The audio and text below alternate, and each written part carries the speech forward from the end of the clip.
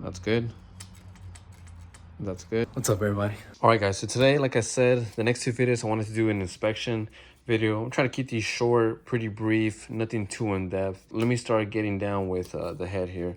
I do have my 10 here. This is to take off the rocker arm assembly and also the LMAs, the lost motion assemblies as well. So got the 12 here. Didn't mean to flip you guys off there. Let me get to cracking. Cells 1 through 4. Gonna change the socket.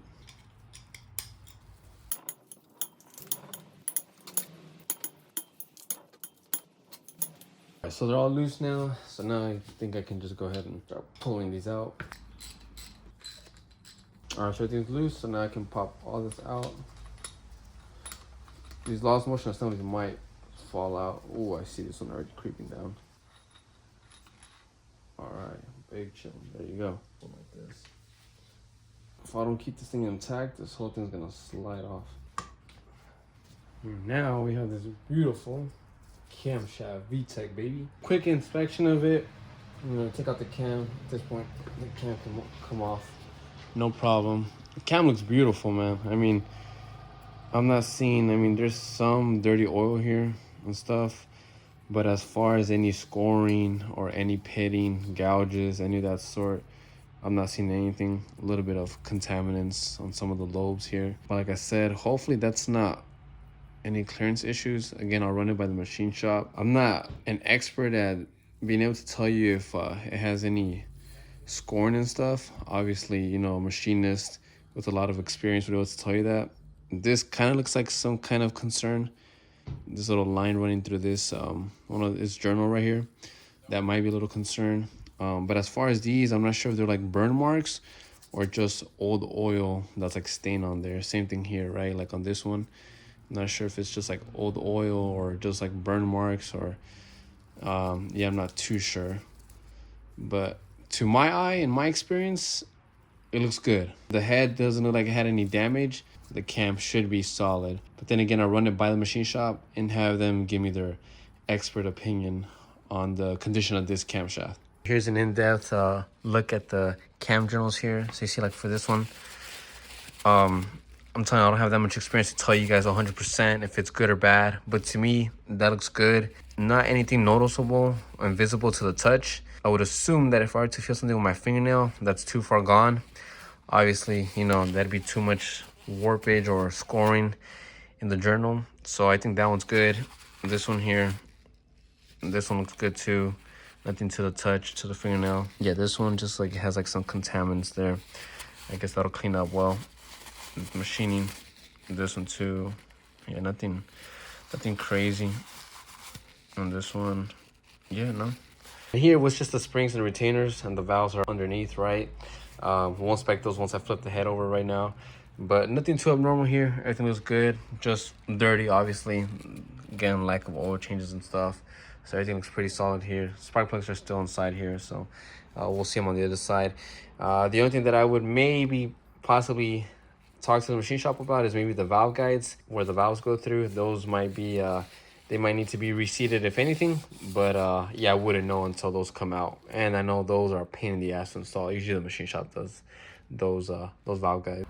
Oh yeah, I forgot about the head gasket. We still have the head gasket to look at. So looking at this head gasket here, from experience, I can't tell you guys if the car overheated and possibly the head gasket blew, because obviously I didn't drive this motor, you know, it wasn't in my car, it's the one that I bought, as I've stated. It would be nice to have an OEM gasket to reference this, but from what I can see here, I'm assuming that everything in between here, you know, the actual cylinders has to have that little like black still like mesh, well not mesh, but that, you know, that black coloring. So it seems like everything around here is good. That doesn't look too good here, because I know this is where the coolant, these are the coolant galleries here, and these are for the oil galleries. So I know that at some point, if this thing blows here, then I know that's how oil and the coolant start mixing in and stuff. But again, I'm not 100% sure.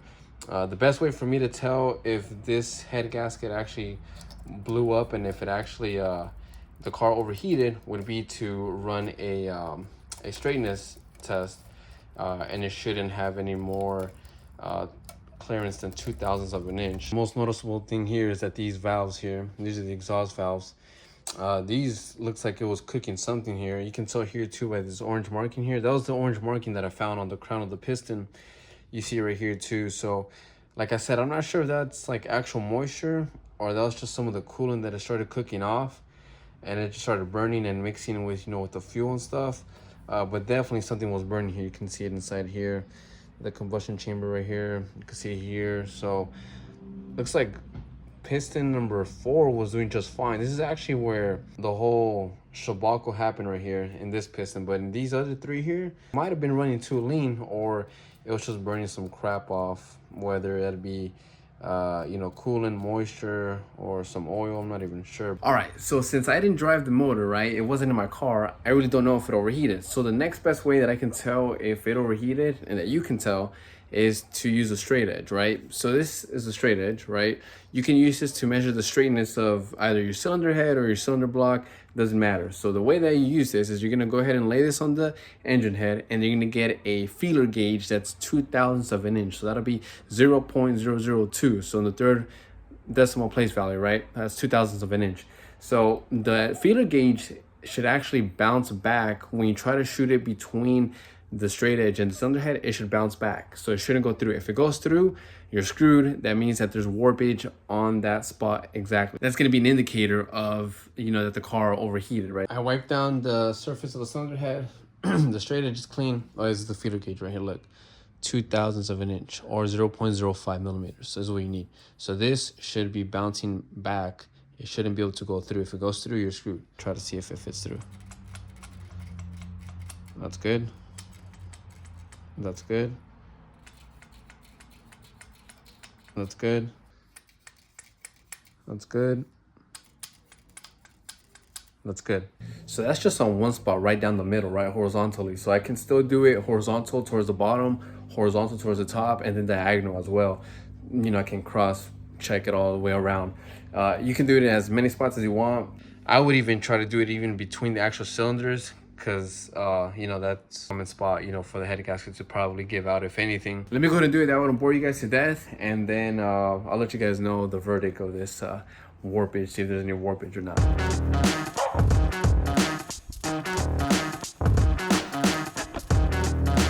So I was doing the last final check right here, right, the diagonal check, and then like right here it's good, and then look what happens when I get here. Look, watch, look at that. It goes right through. That's not good. It's still grabbing it.